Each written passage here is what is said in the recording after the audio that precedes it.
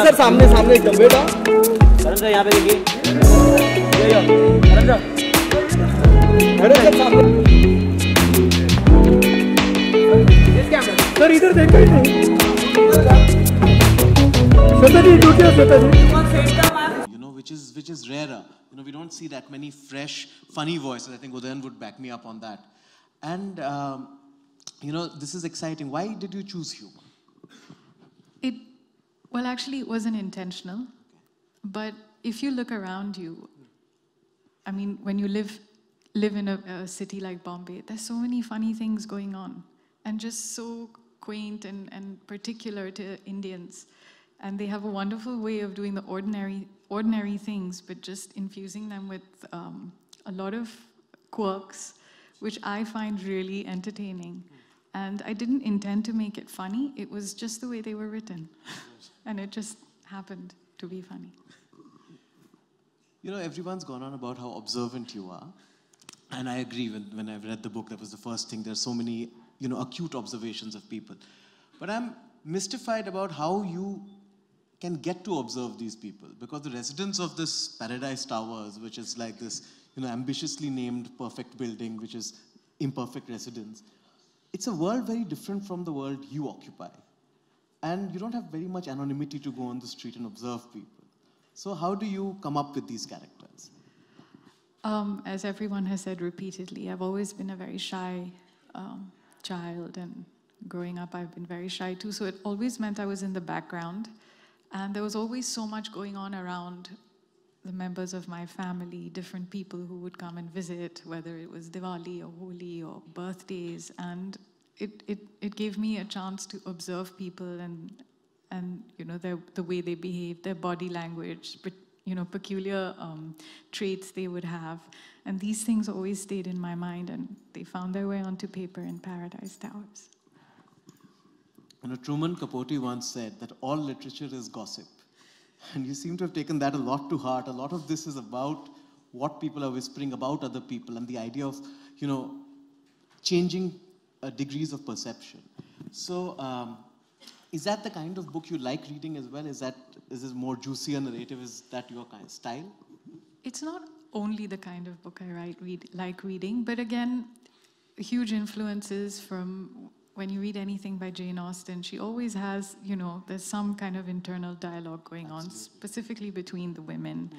And it's funny and it's engaging, and I think it draws you into the book, and it sort of familiarizes you with the characters, because they're doing human things. They're not supernatural. They're doing human things that you relate to and you do. So I think that's why, it's there. This is a book that is a little more complicated than it seems. When you pick it up, it starts out, it's very fresh and frothy. I would call it like, this is a mimosa with too much champagne. It's very bubbly, but it packs more of a kick than you might expect.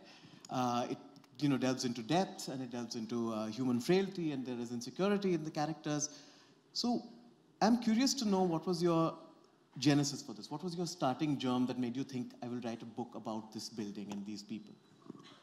People have always fascinated me.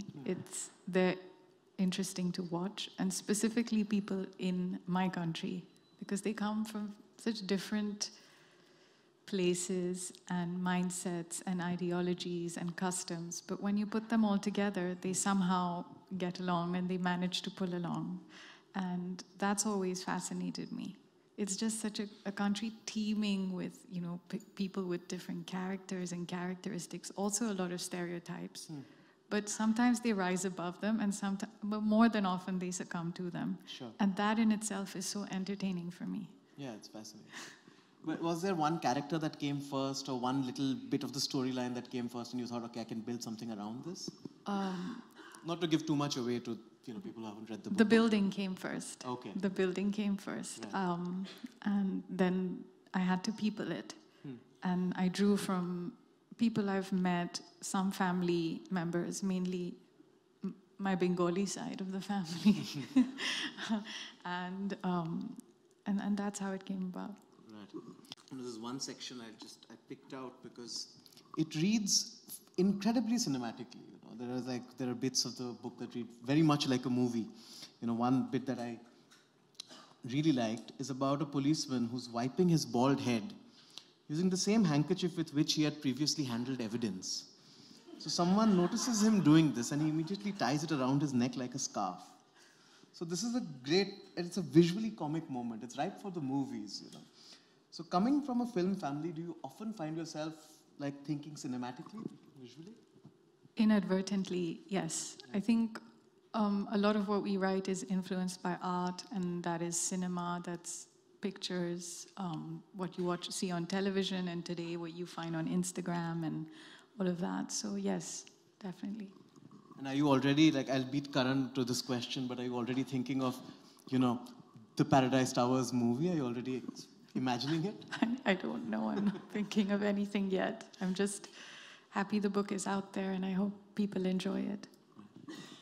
What was your biggest challenge here as a writer?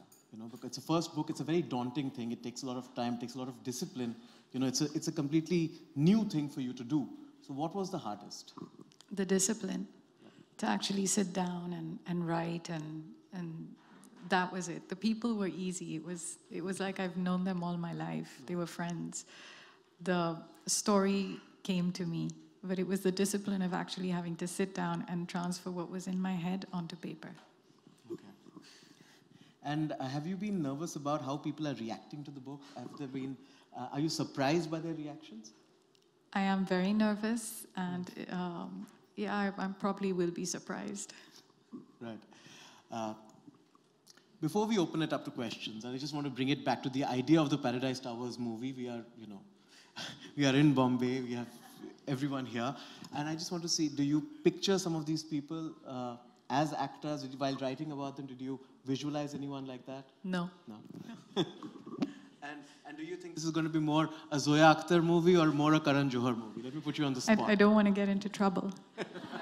It's going to be crossover. Okay. Point noted. All right, let me take some questions from the audience.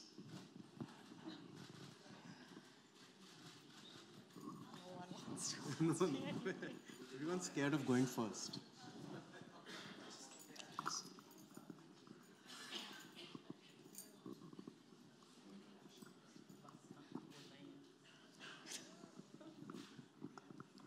Yes, Bhavnaji. Yes, everybody feels shy to ask questions, so I just think I have to offer it. So, Shweta, you say you're nervous, but you are doing very well. And we would like you to look at us also and answer, and not just look at Raja Sen, because we are feeling jealous. So you said that you're feeling nervous, but there must be other things also that you're feeling at the moment. What was your first thought when you woke up this morning? I was just nervous. I couldn't think. And what did your mother say when she read the book? Should we hand the mic over to her? Yes, please. No, give the phone to her. No, you. She said pretty much what everyone said is, how do you know the world of a building so well? You've never lived in one. And she found it very visual. She found it uplifting. And she said that we're living in such troubled times, and it's nice to read a fresh, happy book like this, right? And what did Dad say? He's making his way through the book. No, he's making his way through some of the pages.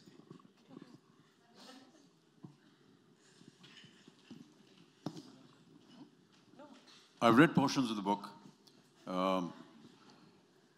What actually interested me and surprised me was the very minute details in describing something very ordinary.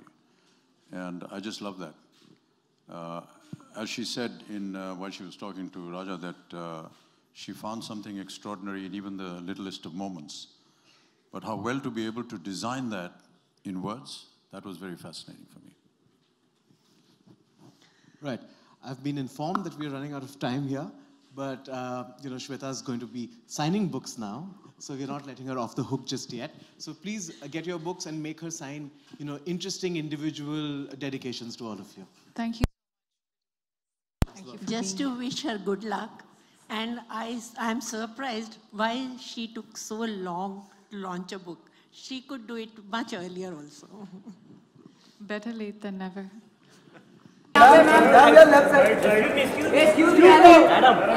ये कौन नया लोग है क्या रे?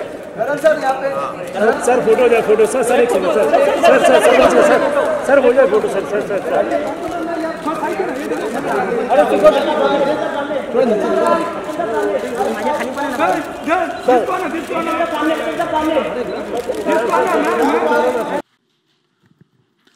Hi and good evening, and a very warm welcome to all of you.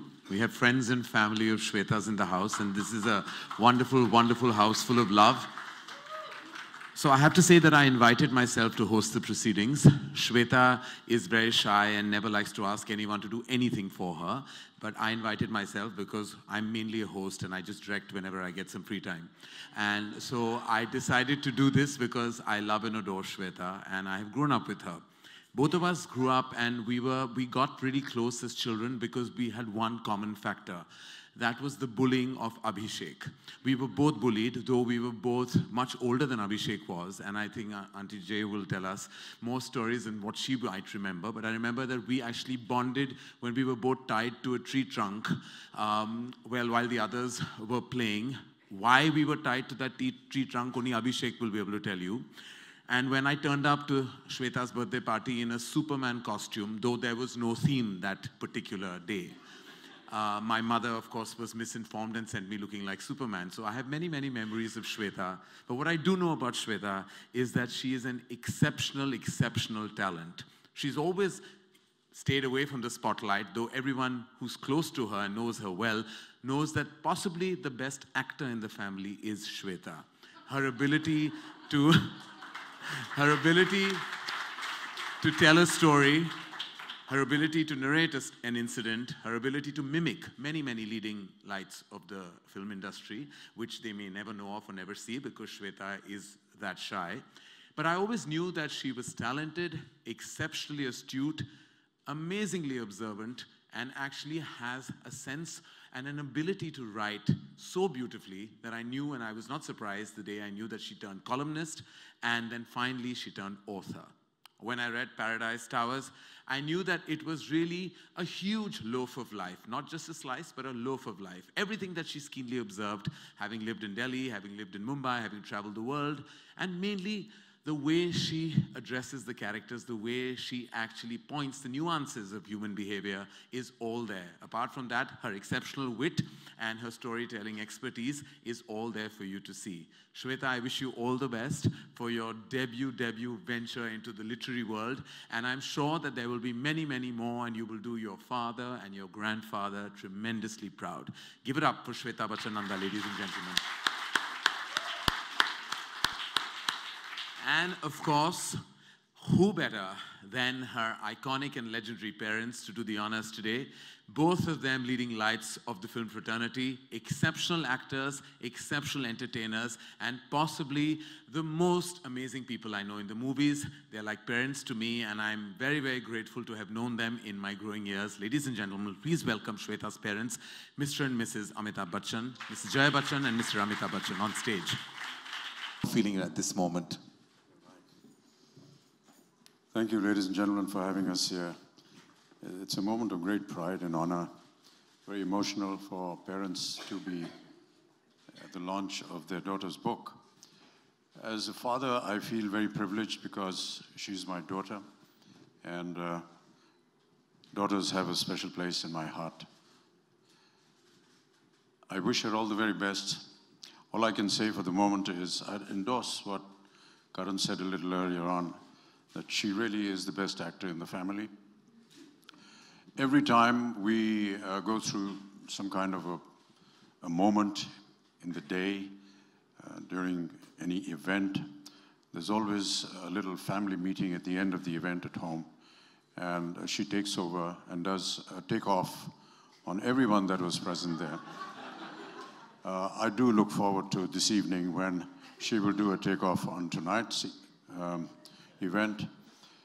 She's also very perceptive about observation, and I do rely on her many a times, as does the rest of the family, on many incidents that may happen within the city, within the home, within the country, within the world.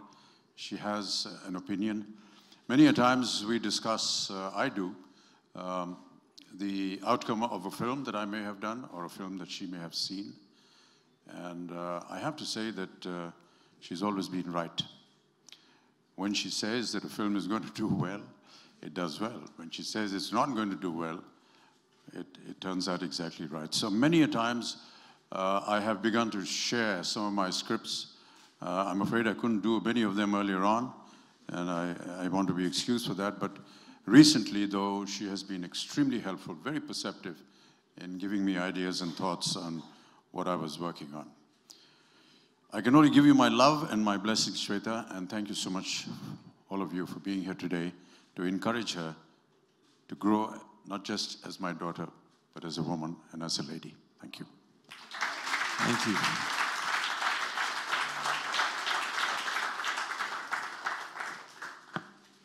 Thank you so much, Amit Uncle. Me to read certain portions of the book. She wanted me to read the prologue.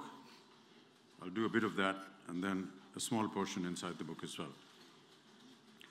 So in a leafy Mumbai suburb, on the very turn of a U-bend, stood the handsome structure of Paradise Towers, a residential building built in the late 60s as the last word in modern convenience. By modern, the builders meant that it had an elevator with a designated liftman and a garden that most bungalows would be envious of with its designated gardener. Over the years, other more modern and loftier structures came up in the area, dwarfing Paradise Towers. However, none could compete with its clean lines, meticulous planning, which kept it from flooding during the rains or its residents.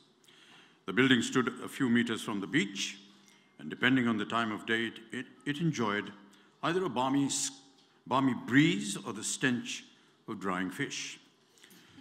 The road it stood on was more a bylane that rarely saw any traffic besides the random vegetable vendor and fisherwoman who, with their baskets on their head, crossed over to their fishing village via the building twice a day. The facade of the building was vanilla white and got a new coat of paint every 5 years. A white concrete driveway led to the ground floor, where in the maze of pillars that defined the parking spots stood the elevator. A staircase, right by the lift, wound its way up the building, every even-numbered set of stairs being followed by a landing. The elevator was placed so that it divided every floor in two, with a flat on each side and a small lobby in front of it. The staircase also allowed access to each floor, and the substantial terrace, accessible to and all used by everyone for the drying of clothes, housing of water tanks, and the electrical room, and where all the staff gathered to moan about salaries and to gossip. Rarely in the spring, the building children would go up there to fly kites, but as the years wore on, the more modern modes of play were invented, the children lost interest. The flats were spacious and airy with large windows that let in the sunlight. They each had a small kitchen, staff quarter adjacent to it, and 2 bedrooms. The garden downstairs was lush and lined with bougainvillea creepers on the boundary wall, which spilled onto the road, shedding petals and carpeting the street pink. Well-tended flower beds with seasonal flowers ran all over the circumference of the garden, breaking only at its entrance, and a mud path ran alongside for those who wanted to walk. Palm trees flanked the driveway on one side, and there were talks of installing a water fountain, which was then scrapped in favor of leaving the driveway with a roundabout used for potted plants and a seating spot for the maids to keep an eye on their wards, who often played in the garden. The residents of Paradise Towers were an amenable bunch, They all interacted with each other, and the children were constantly in and out of one another's flats. The women had a committee which organized Diwali and Christmas parties yearly, and once even a 70th birthday party. They were fast friends and sworn enemies, but seldom any grave unpleasantness. Nothing dramatic ever happened at Paradise Stars, or so you might think. Of course, appearances can be very deceptive.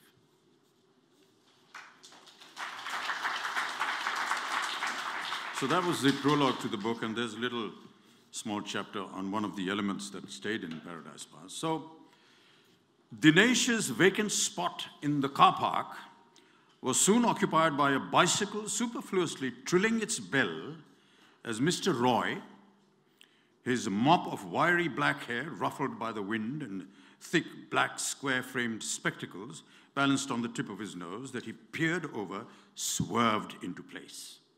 Dismounting his cycle with some difficulty, seeing as he had weighed under his arm a briefcase, Mr. Roy parked his ride, smoothed his clothes and hair by running a hand over them, pushed his spectacles back up his nose, and proceeded to remove something wrapped in layers of newspaper from the basket attached to the front of his cycle.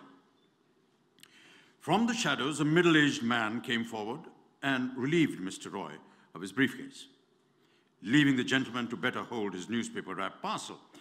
Though the Roys had a car, Mr. Roy preferred to use his bicycle on trips to the fish market, or so he told his friends.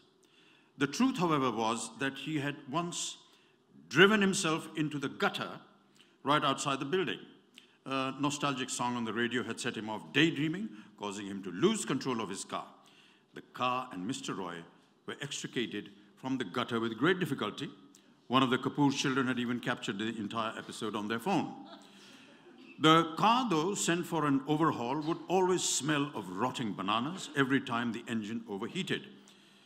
Mrs. Roy had ever since forbidden her husband from driving the car when he was on his own, and so Mr. Roy had resorted to using his bicycle for most errands. Mr. Roy rung for the elevator that whirred and hummed as it descended, the liftman smiling his broad smile as he came into view. The grille of the elevator drawn open, the liftman greeted his passenger, who once ensconced in the lift became the subject of his over-familiar repartee. "Fresh fish for dinner today, Sabji," he asked, eyeing the parcel that Mr. Roy was now cradling in his arms. Mr. Roy gave him a perfunctory smile that should have indicated to the liftman that he found his questioning impertinent, but in this case managed only to encourage him. "When I was in my village in Bihar," the liftman prattled on, "we knew many Bengali families. Nothing like homemade macher jol, Sabji. It had been an age since I have had..." A click and a jump, the elevator came to a halt on the 4th floor, where the middle-aged manservant, now divested of the briefcase, was waiting to open the elevator door and let his boss out. The minute he stepped onto the landing of the 4th floor, Mr. Roy's superior olfactory senses picked up the most divine aroma. Tilting his head backwards and flaring his nostrils, Mr. Roy shut his eyes, gave himself up entirely to the